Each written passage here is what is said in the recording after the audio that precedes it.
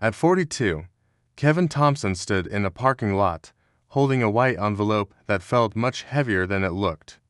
Inside was his termination letter. 20 years. 2 decades of loyalty, all undone in one short meeting. Company restructuring, they said. It's not personal, they said, but how could it not be? Kevin had built his entire adult life around that job. Sales manager. Reliable, consistent, the guy people called when things went wrong. He wasn't flashy, but he was dependable, and now, he was unemployed.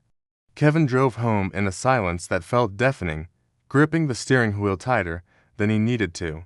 At every red light, his mind raced. The mortgage, health insurance, college savings for his son. How do you explain to your family that the very ground you built your life on has just shifted beneath your feet? That evening, he sat at the dinner table, a master of pretending everything was normal. He laughed at the right moments, asked about homework, and even cleaned the dishes. But when the house finally went quiet, the fear arrived. It wasn't a loud, dramatic panic. It was a slow, heavy weight settling in his chest. He stared at the ceiling, and one question echoed in the darkness. What company is going to hire a 42-year-old man who just got replaced? The weeks that followed were a blur of digital paperwork. Kevin sent out resumes every morning. He customized cover letters, wrote follow-up emails. Most replies were polite, automated rejections. Some didn't reply at all. Honestly, the silence hurt more than the outright no. He started to notice things he'd ignored before: job ads asking for young, fast-paced culture, for digital natives with fresh energy. Kevin began to feel invisible. One afternoon, sitting in a coffee shop, he overheard 2 younger professionals excitedly talking about their career growth. He caught his own reflection in the window, hair a little grayer, eyes a little more tired. For the first time in his life, his age didn't feel like experience. It felt like a disadvantage. He was becoming a ghost in a world that was moving on without him. One evening, Kevin's wife, Laura, found him staring blankly at his laptop screen. "You've been sitting there for hours," she said gently, placing a hand on his shoulder. "I don't know what else to do," Kevin finally admitted, the words barely a whisper. "I did everything right, and it still wasn't enough." The frustration and defeat in his voice were palpable. Laura paused for a moment, then asked a question that would change everything. She looked at him and said, "What if this isn't the end of your value? What if it's just the end of one version of it?" Kevin didn't have an answer, he just sat there. But that simple question stayed with him, planting a seed in the barren ground of his anxiety. That question forced Kevin to confront an uncomfortable truth. He had been relying on his past experience, but he had stopped actively building new skills. The world had changed the tools, the strategies, the entire landscape of sales, and he hadn't kept up.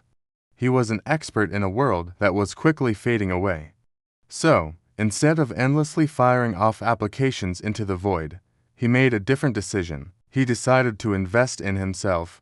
It wasn't some dramatic, life-altering moment. It was small, it was practical. He started with one online course, then another. He aimed for one certification at a time. He learned about new digital sales tools, customer analytics, and how to manage a team remotely. Every day, he studied like his future depended on it, because it did. 3 months later, Kevin landed a short-term contract role. It was a lower title, the pay was less, there were no guarantees. Every bit of his pride screamed, "You're better than this," but a quieter, wiser part of him whispered something louder. "This isn't a step backward. This is a bridge."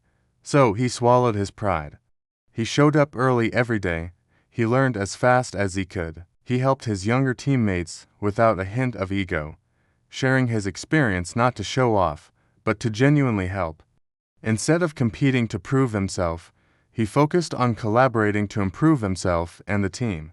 He became a student again, and it was humbling, but it was also incredibly empowering.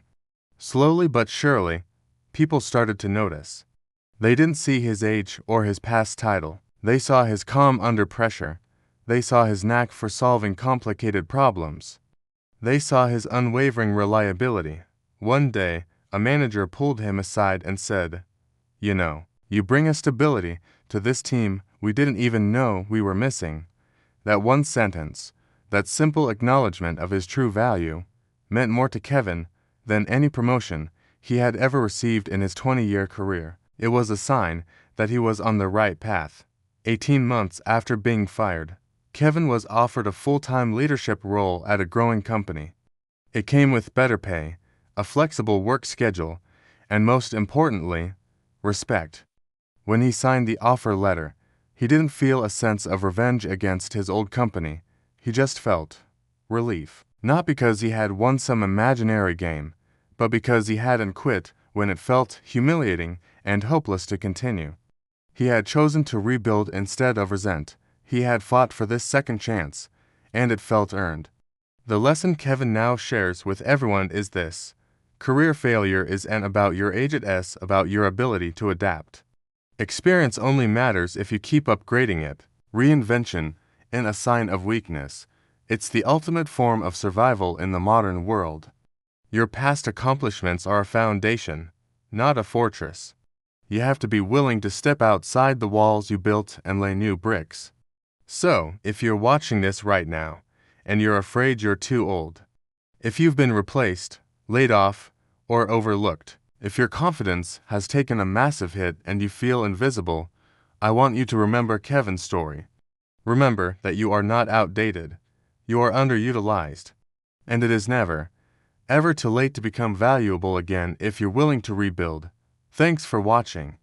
If this story resonated with you, please consider subscribing for more content just like this. See you in the next one.